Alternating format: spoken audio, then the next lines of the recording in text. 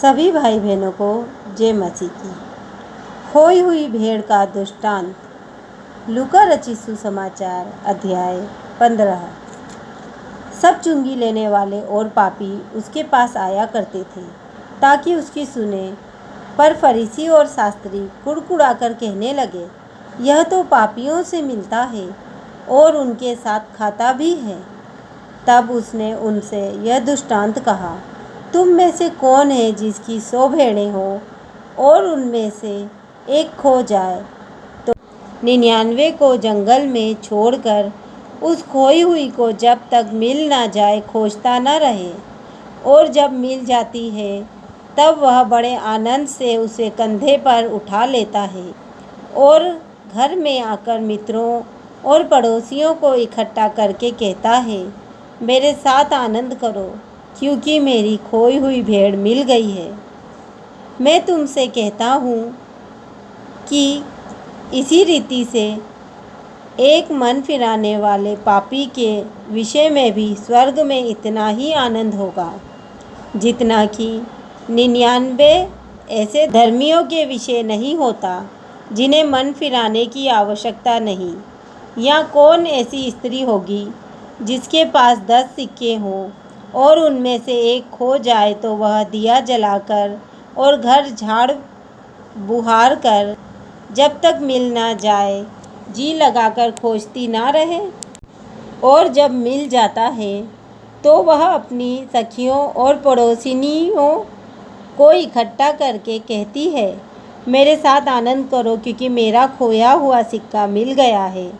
मैं तुमसे कहता हूँ कि इसी रीति से एक मन फिराने वाले पापी के विषय में परमेश्वर के स्वर्गदूतों के सामने आनंद होता है। फिर उसने कहा, किसी मनुष्य के 2 पुत्र हैं। उसमें से छोटे ने पिता से कहा, हे पिता, संपत्ति में से जो भाग मेरा हो वह मुझे दे दीजिए।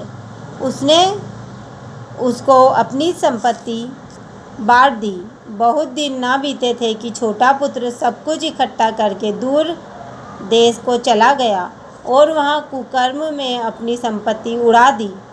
जब वह सब कुछ खर्च कर चुका तो उस देश में बड़ा अकाल पड़ा और वह कंगाल हो गया।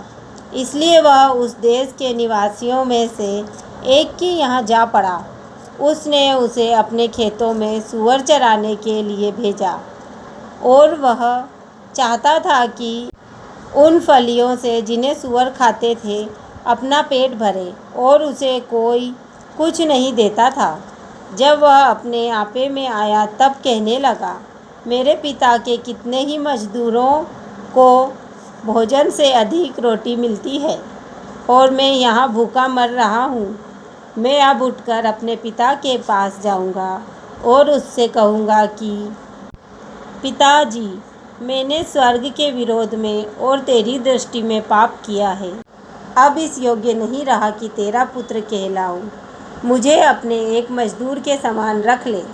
तब वह उठकर अपने पिता के पास चला। वह अभी दूर ही था कि उसके पिता ने उसे देखकर तरस खाया और दौड़कर उसे गले लगाया और बहुत चूमा। पुत्र ने उससे कहा, पिताजी, मैंने स्वर्ग के विरोध में और तेरी दृष्टि में पाप किया है और अब इस योग्य नहीं रहा कि तेरा पुत्र कहलाऊं। परंतु पिता ने अपने दासों से कहा, झट अच्छे से अच्छा वस्त्र निकालकर इसे पहनाओ और उसके हाथ में अंगूठी और पाँवों में जूतियाँ पहनाओ, और पला हुआ पशु लाकर मारो ताकि हम खाएं और आनंद मनाएं, क्योंकि मेरा यह पुत्र मर गया था, फिर जी गया, खो गया था, अब मिल गया। और वे आनंद करने लगे। परंतु उसका जेठा पुत्र खेत में था। जब वह आते हुए घर के निकट पहुंचा तो उसने गाने बजाने और नाचने का शब्द सुना। अतः उसने एक दास को बुलाकर पूछा, यह क्या हो रहा है?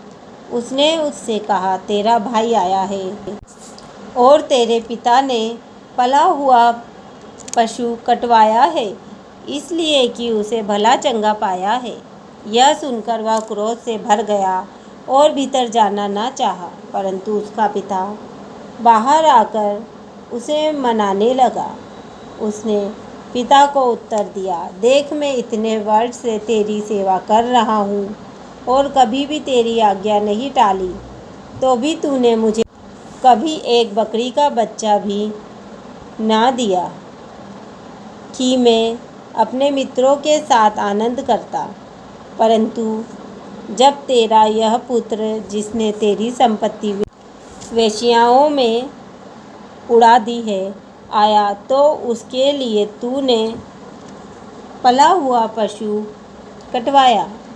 उसने उससे कहा, पुत्र, तू सर्वदा मेरे साथ है और जो कुछ मेरा है वह सब तेरा ही है, परंतु अब आनंद करना और मगन होना चाहिए, क्योंकि वह तेरा भाई मर गया था, फिर जी गया है, खो गया था, अब मिल गया है।